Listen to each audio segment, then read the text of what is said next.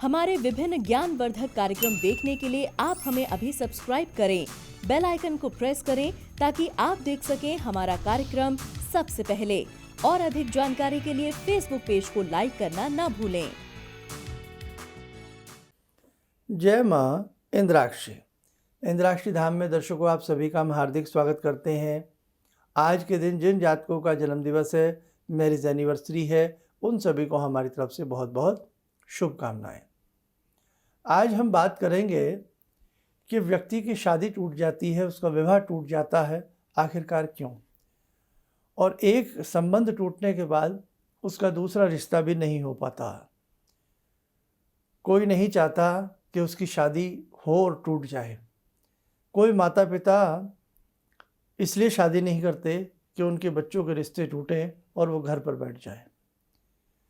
बड़ा ही दुखदाई वो समय होता है और बड़ी ही पीड़ाओं भरे वो क्षण होते हैं, जिन क्षणों में व्यक्ति को कागज़ों के ऊपर हस्ताक्षर करने पड़ते हैं, सिग्नेचर करने पड़ते हैं तलाक के लिए। ईश्वर न करे ये किसी के साथ हो। आज हम इसी बात पर आपसे चर्चा करने वाले हैं। किसी कारणवश से जिन बच्चियों के रिश्ते टूट गए हैं, शादियां टूट गई हैं और अगले पड़ाव में वो नहीं जा पा रहे हैं, अगला रिश्ता नहीं हो पा रहा है, ऐसी स्थिति में हमें क्या करना चाहिए? बहुत ध्यान से आज का ये सब्जेक्ट सुनिएगा और उसमें जो मैं बताऊं उन चीज़ों को आप नोट कीजिएगा। आइए पहले आज का पंचांग देखते हैं। 29 मई सन 2021 दिन शनिवार, बैसाख मास, कृष्ण पक्ष, संवत 2078, तिथि तृतीया, नक्षत्र पूर्वाषाढ़ा, राहु काल 9 से 10:30, दिशा सूल पूर्व दिशा। जन्म पत्रिका की यदि हम बात करें हॉरोस्कोप की, उसमें सप्तम भाव और चतुर्थ भाव व्यक्ति का किस प्रकार का है। चतुर्थ भाव भवन भुवन सुख का भी होता है। सप्तम भाव आप सबको मालूम है विवाह का होता है। यदि सप्तम भाव और चतुर्थ भाव बहुत कमज़ोर है, ऐसी स्थिति में हमने देखा है वैवाहिक संधि विच्छेद हो जाता है, यानी कि जो विवाह होता है वो करीब करीब नष्ट होता है, यानी कि शादी टूटने की कगार पे चली जाती है। इन दोनों भावों के साथ यदि किसी व्यक्ति का द्वितीय भाव और नवम भाव, भाग्य भाव, द्वितीय भाव संबंध, कुटुंब, वाणी, द्वितीय भाव धन भाव भी है, द्वितीय भाव कुंडली का नवम भाव, चतुर्थ और सप्तम, ये बहुत कमज़ोर स्थिति में है तो अक्सर ऐसे विवाह नहीं हो पाते हैं, टूट जाते हैं। हथेली में भी कुछ ऐसे योग होते हैं, वो मैंने अपने अनेकों कार्यक्रम में अलग से बताए हैं। जिन लोगों के पास डेट ऑफ बर्थ नहीं है, समय का ज्ञान नहीं है, यहाँ लिटिल फिंगर के नीचे मैरिज लाइन्स होती हैं और वो मैरिज लाइन किस प्रकार की हो तो क्या होता है, यहाँ से भी आपके जीवन की शादी की स्थिति क्या रहेगी, कैसी रहेगी, बिल्कुल स्थिति पानी की तरह पता लग जाती है, साफ हो जाता है सब कुछ। अब आज का लेकिन हमारा सब्जेक्ट ये है कि एक रिश्ता टूट गया, अब अगले रिश्ते के लिए हमें क्या करना चाहिए। कई बार तो एक रिश्ता टूटे हुए 5 साल हो गए, 10 साल हो गए, दूसरी शादी नहीं हो पा रही है, माता पिता पीड़ित हैं और जिसके साथ ऐसा हो रहा है, बच्ची है, बच्चा जो भी है, मेल फीमेल, कहीं ना कहीं मेंटली डिस्टर्बेंस उनको भी रहता है। भाई जीवन साथी सबको समय पे मिले, ज़िंदगी 2 पहियों का नाम है, सुख और दुख, और उसी तरह से स्त्री पुरुष, भगवान ने हर चीज़ का जोड़ा बनाया है। संसार में कोई भी चीज़ एकल नहीं, अकेली नहीं है। हमें दिखे ना दिखे लेकिन हर चीज़ का युग्म बनाया है ना, रात दिन, काला गोरा, हर चीज़ का युग्म बनाया, पति पत्नी। अब ऐसी स्थिति में सबसे पहले एक राय दूंगा और जैसे ही मैं राय दूंगा वैसे ही शायद हो सकता है कुछ लोग जिनके ऊपर ऐसा बीता हो वो थोड़े से मेरी बात से नाराज हो जाए या चिड़चिड़ापन उनके अंदर आ जाए। क्या, सुनिए। पहला रिश्ता जब हमारा टूट गया है, अब हमें दूसरा रिश्ता करना है, रिश्ता नहीं हो पा रहा है, तो हमें सबसे पहले अच्छे से अपनी जन्म पत्रिका का अध्ययन कराना चाहिए। जन्म पत्रिका नहीं है तो हाथ की रेखाओं का अध्ययन कराना चाहिए। कुछ लोग नाराज हुए, क्यों हुए, अब मैं बताता हूँ। आप में से जिनके ऊपर ऐसा बीता है, वो बहुत लोग ये कहेंगे, अरे शर्मा जी, हमने तो पहले भी कुंडली मिला करके शादी करी थी, फिर रिश्ता टूट गया, है ना। दवी जमान में बहुत लोगों का ये आंसर। अब देखो, आपकी कहीं कोई गलती नहीं है। हम जब भी कोई अपनी बेटा बेटी का रिश्ता करते हैं तो सभी अपने बच्चों की जन्म पत्रिका मिलवा कर ही शादी करते हैं, करीब करीब।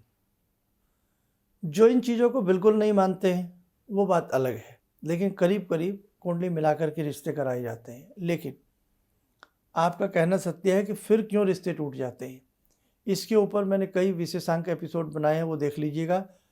थोड़ा सा आज भी बता रहा हूँ। इसके दो कारण हैं। कहीं ना कहीं या तो डेट ऑफ बर्थ गलत दी जाती है, जानबूझ करके नहीं, आपको पता नहीं होता। कई बार लड़के वालों को या लड़की वालों को डेट ऑफ बर्थ में, समय में एक अंदाज़ा मात्र होता है, कन्फ्यूज़न होता है, सिर्फ ये होता है या नहीं।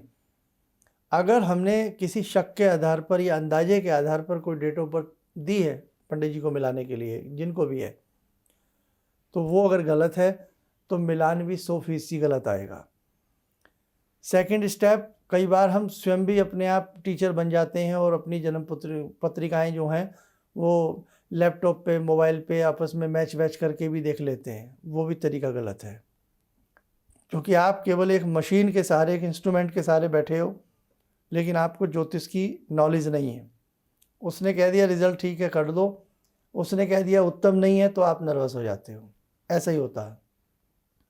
और तीसरा सबसे बड़ा अहम कारण, जिन व्यक्ति को या जिनको भी आप कुंडली मैच करा रहे हो, उनको ज्योतिष की कितनी नॉलेज है। ये बड़ा कटु सवाल है मेरा। देखो, एक्सपीरियंस बहुत बड़ी चीज़ होती है। डॉक्टर बन जाना, डिग्री ले लेना, ये बड़ी बात नहीं है। डॉक्टर बन गए, डिग्री ले ली, अनुभव नहीं है। आपकी डिग्री आपके पेशेंट को सही नहीं करेगी, आपका अपना अनुभव आपके पेशेंट को सही करेगा। अनुभव बहुत बड़ी चीज़ है। ऐसे ही चाहे वकील हो, कोई भी हो, चाहे एस्ट्रोलॉजर हो, आपने ज्योतिष का कोर्स कर लिया, आप पंडित जी बन गए, लैपटॉप चलाना आ गया और 4 5 4 10 चीज़ें आपको देखनी आ गई, 2 4 किताबें पढ़ ली, मंगल में केतु हो तो क्या होता है, इस प्रकार के कुछ फॉर्मूले आपने याद कर लिए, लेकिन अनुभव आपके पास कितना है, ये एक बहुत बड़ी बात है। इस अनुभव में आकर भी कई बार एस्ट्रोलॉजर फेल हो जाता है। तो आपने जिनसे कुंडली मिलवाई, तो ये भी बात है कि कई बार जो व्यक्ति आपकी कुंडली मिला रहा है उसको अल्प ज्ञान होने की वजह से, या आप ही की तरह चुपचाप कंप्यूटर से देखा, मिलाया, गुण इतने मिलते हैं, उत्तम है, चलो भाई चलो हो गया काम, नहीं। गुण तो हर कुंडली में आएंगे, कम या ज़्यादा। तो एक ये भी रीज़न है। इसलिए अब मैं अपनी बात पर लौटता हूँ। जिन लोगों ने कुंडली मिलवा के पहले किया था, अब वो गलती ना करें। जहाँ भी आप अपनी जन्म पत्रिका दोबारा से मिलवाते हैं, अनुभवी मर्मज्ञ कोई व्यक्ति हो उसको कुंडली मिलवाएं। सेकंड स्टेप, आपकी जो डेट ऑफ बर्थ है वो बिल्कुल सही होनी चाहिए। लड़के वालों से या लड़की वालों से जो भी आपस में आप डेट ऑफ बर्थ लेते हो, समय लेते हो, एक्यूरेट अंदाजे के आधार पर नहीं कि साहब उस समय सूरज छिप रहा था। अब सूरज छिप रहा था, गर्मियों में सूर्य देर से छिपता है, सर्दियों में जल्दी छिपता है, कौन से समय का आकलन करेंगे। ठीक है, आपने गर्मियाँ बता दी, अब गर्मियों में भी मई का महीना, जून का महीना, क्या, तो बहुत सारी ऐसी बातें हैं जो कहीं ना कहीं अनबैलेंस कर देती हैं ज्योतिष के गणित को। तो आगे के लिए ये ध्यान रखें, 2 बातें स्पेशल, कि आपकी सारा जो डाटा है वो बिल्कुल सही हो, और आप जिनसे कुंडली मिलवा रहे हैं उनको अच्छा अपने ज्ञान का नॉलेज हो। हम किसी डॉक्टर से भी मिलते हैं ना, 4 लोगों से पूछते हैं कि मुझे अपनी आंखें दिखानी है या आंखें बनवानी है माता जी की, किस डॉक्टर के पास जाएं, पूछते हैं ना।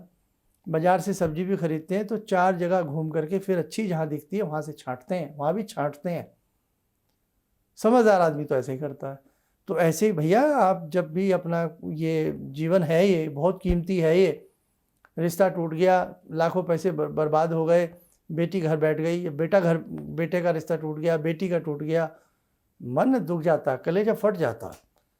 कितना पैसा लगाया, सब कुछ लगाया और हम तो बिल्कुल बेकार हो गए, बर्बाद हो गए हम लोग तो ये सब चीज़ें थोड़ा सा आप इस पर गौर किया करें। दूसरी बात, अगर हिंदू रीति रिवाजों को अच्छे से मानते हैं तो अच्छे से ही मानिएगा। जब आप फेरे होते हैं ना, उसका सही समय होना चाहिए, उसका सही लगन होना चाहिए कि किस लगन में फेरे होने चाहिए। हम अपनी प्राचीन परंपराएं भूलते जा रहे हैं। आज देखो तलाक के कितने केस बढ़ते जा रहे हैं, कितने केस बढ़ते जा रहे हैं। आपको यकीन नहीं आएगा अगर कभी आप उसका सर्वे करें और उसकी पूरी गिनती लें। तो जो फेरे का समय होता है, जब फेरे होते हैं, वो सही लगन होना चाहिए, उपयुक्त समय होना चाहिए, और जो ब्राह्मण वहाँ कराएं उन्हें भी नॉलेज होनी चाहिए, और जो परिवार के लोग हों वहाँ हास उपवास की स्थिति नहीं होनी चाहिए। हमारे 16 संस्कारों में ये संस्कारों की गिनती आती है। इन संस्कारों में या तो आप ढंग से करिए और नहीं तो बिल्कुल भी मत करिए, आंख मीच लीजिए, फिर तो जैसे मर्जी कर लीजिए। जो फेरों वाली स्थिति आती है वहाँ पर वेदोक्त मंत्र पढ़े जाते हैं, वहाँ एक भगवान से आशीर्वाद लिया जा रहा है, अग्नि को साक्षी मान करके एक गठबंधन किया जा रहा है। हमने देखा आजकल ये फिल्मों ने तो बेड़ा गर्क किया ही किया है हम लोगों का। हमारे धर्म का सबसे ज़्यादा बेड़ा गर्क अगर किया है तो वो फिल्मों ने किया है। वहाँ पर बेहुदगी बातें, पंडित जी की मजाक बनाते हुए, बगल से 100-200 रुपया फेंकते हुए, मतलब ये आप यकीन मानिएगा ये सब ऐसे नहीं हुआ, ये सब कुछ जानबूझ के ऐसा होता रहा। हमेशा राजपूत को ठाकुर जी बना गया, ठाकुर जी दिखाए गए, वो बंदूक रखते हैं साहब, वो ठाकुर जी ऐसे होते हैं, ठाकुर वैसे होते हैं, है ना, और पंडित जी की मजाक बनाई गई। तो ये सब चीज़ें बड़ा प्लानिंग करके हम लोगों के धर्म के ऊपर कुठाराघात किया गया।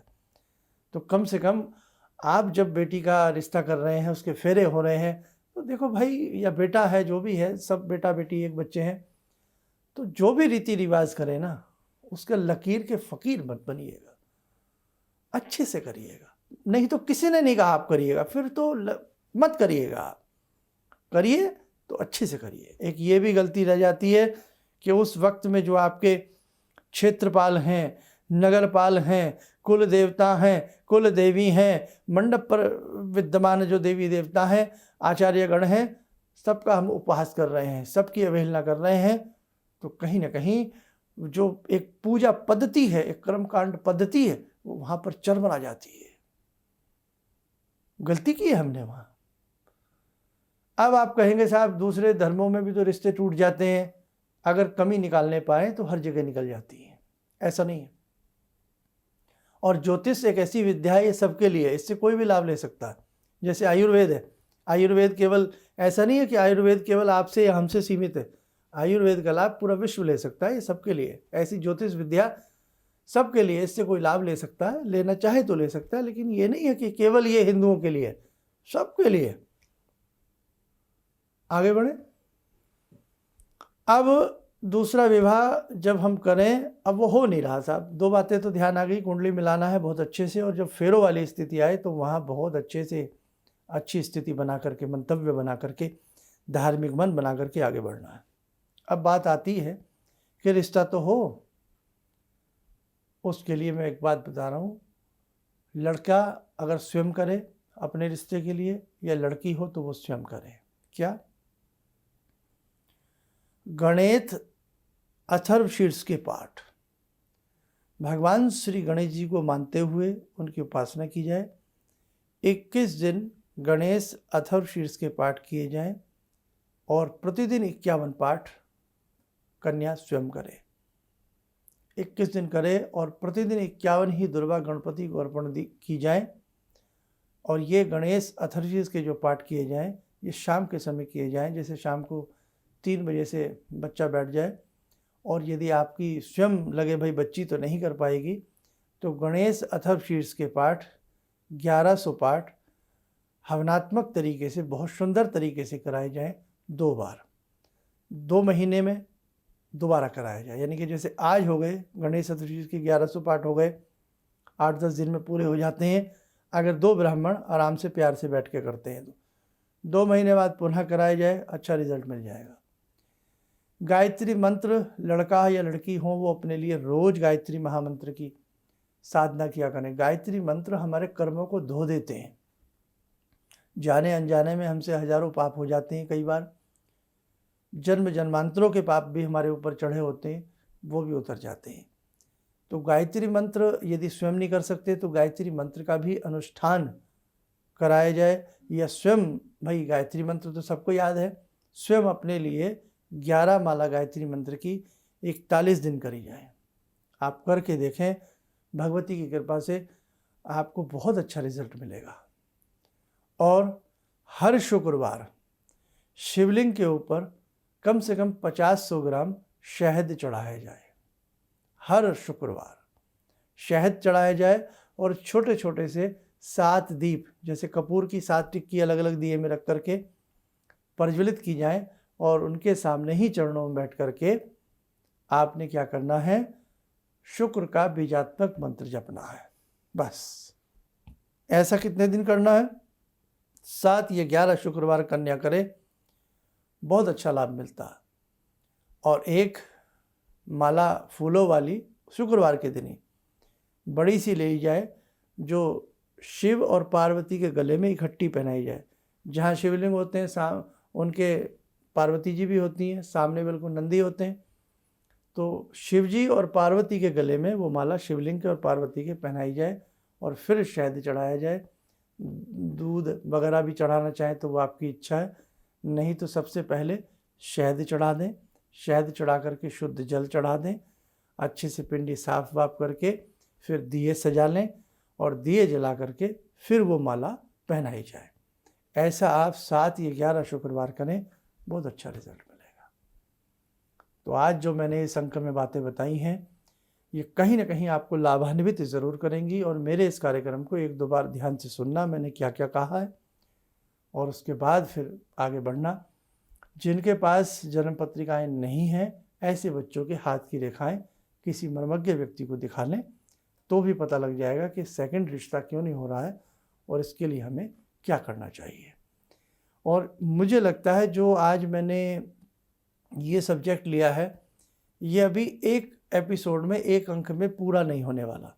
इसके कम से कम 5-10 वॉल्यूम बनने चाहिए, इतने अंक बनने चाहिए इसके। और भी बहुत बातें हैं जो शायद आपके मन में भी सवाल बहुत होंगे ऐसे लोगों के, और अभी मेरे मन में भी हैं कि हो सकता है मैं इसके 4-5 अंक आपको और जल्द से जल्द बना के बताऊं, तब जा कर के ये सब्जेक्ट पूरा होगा। आइए साथियों, समय हो चला आज की ध्यानमाला का। आज की ध्यानमाला में जुड़ते हैं भगवान शिव शंकर से। ओम आत्मा त्वं गिरिजामति सहचरा प्राणा शरीरं गृहं पूजा ते विषयोपभोग रचना निद्रा समाधिस्थिते संचारा पदयो प्रदक्षिण विदेः श्रोत्राणि सर्वागिरो यद्यात् कर्म करोमि तद्दखिलं शम्भोस्तवाराधनम् चन्द्रोद्भासित शेखरे स्मर हरे गंगाधरे शंकरे सर्पे भूषित कंठ कर्ण विवरे नेत्रोत्तवे स्वानरे दन्ते त्वकृत सुंदरां वरदरे त्रैलोक्यसारे हरे मोक्षार्तिं कुरु चित्तवृत्त्यमचलं मन्येस्तु किं कर्म वे वन्दे देव उमापतिं सुरगुरुं वन्दे जगत्कारणं वन्दे पन्नगभूषणं मृगधरं वन्दे पशूनां पतिं वन्दे सूर्यशशाङ्कवह्निनयनां वन्दे मुकुन्दप्रियं वन्दे भक्तजनश्रयं च वरदां वन्दे शिवं शङ्करम् ॐ कर्पूरगौरं करुणावतारं संसारसारं भुजगेन्द्रहारं सदा वसन्तं हृदयारविन्दे भवं भवानी सहितं नमामि भवं भवानी सहितं नमामि। कवच बना लें, ध्यान करें, शिव शंभू का शुभ आशीष हम सब के ऊपर बरस रहा है।